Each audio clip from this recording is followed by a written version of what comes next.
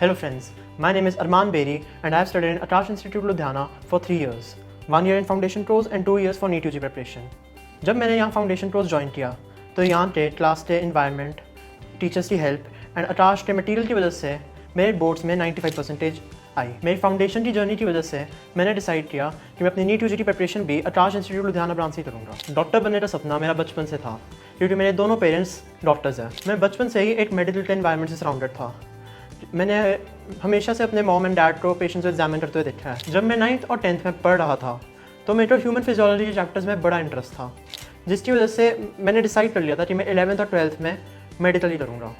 जब मैंने अपने पेरेंट्स को इस डिसीजन के बारे में इन्फॉर्म किया तो वो बहुत खुश थे। उन्होंने मेरे को काफ़ी अच्छी एडवाइस दी। उन्होंने मुझे कहा कि तुम NEET UG की प्रिपरेशन करो और हम तुम्हारा हमेशा सपोर्ट करे रहे। एंड मेरा ये ड्रीम है कि मैं अपनी MBBS एम्स ऋषिकेश से परस्यू करूँ, जो इंडिया का one of the most esteemed colleges में से माना जाता है। मेरी NEET UG की प्रिपरेशन ये थी कि मैं हमेशा अपने लेक्चर्स अटेंड करता था।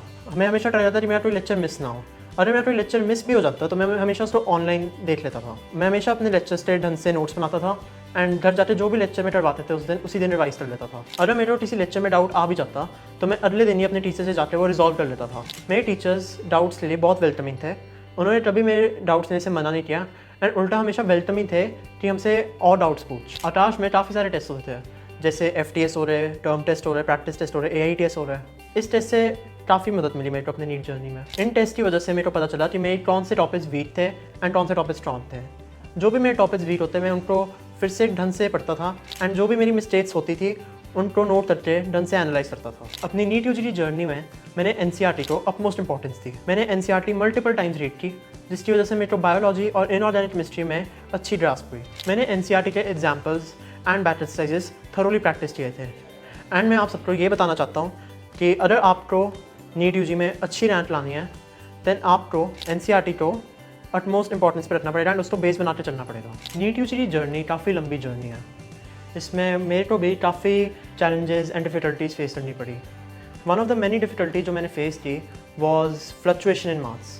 कई टेस्ट होते थे मेरे जिनमें मेरे को लगता था कि मेरे काफ़ी अच्छे स्कोर आते थे, जैसे 710 आ जाए, 715 आ जाते थे, बट फिर मेरे स्कोर काफ़ी नीचे चल जाते थे, 670 आ जाते, 650 आ जाते हैं। तो जब ऐसे मोमेंट्स आते थे मेरे जर्नी में तो मैं अपने टीचर के पास जाता था एंड वो मेरे को समझाते थे कि मेरी कौन सी सिली मिस्टेक्स हुई है एंड मैं उनको रिजॉल्व कैसे करूँ। इसके अलावा भी मेरे को अकेडमिक्स में काफ़ी डिफ़िकल्टीज़ भी फेस करनी पड़ी।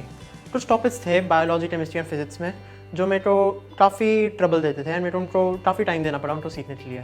जैसे बायो में मॉर्फोलॉजी हो रहा, केमिस्ट्री में इनऑर्गेनिक केमिस्ट्री हो रही, फिजिक्स में इलेक्ट्रोस्टैट्स हो रहे। इनके ऊपर मेरे को काफ़ी टाइम देना पड़ा इनको समझने के लिए।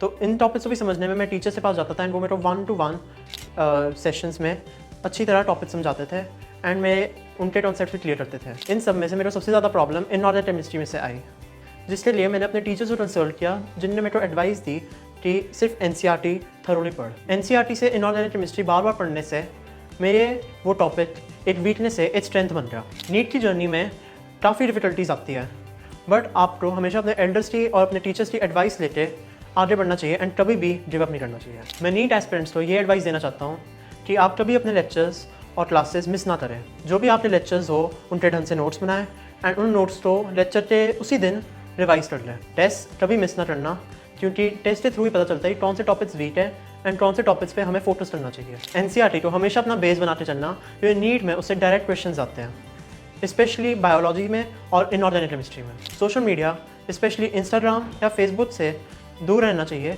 क्योंकि ये डिस्ट्रैक्शन क्रॉस करते हैं एंड हमारा काफ़ी टाइम वेस्ट करते हैं, जो हम इन 2 साल की जर्नी में अफोर्ड नहीं कर सकते। ये नीट की जर्नी काफ़ी लंबी है और इसमें अपनी हेल्थ मेंटेन करना बहुत ज़रूरी है। अगर बीमार पड़ जाओगे तो तुम्हारा काफ़ी बैकलॉग रह जाएगा, जिसको बाद में कवर अप करना काफ़ी मुश्किल देता है। All the best, thank you.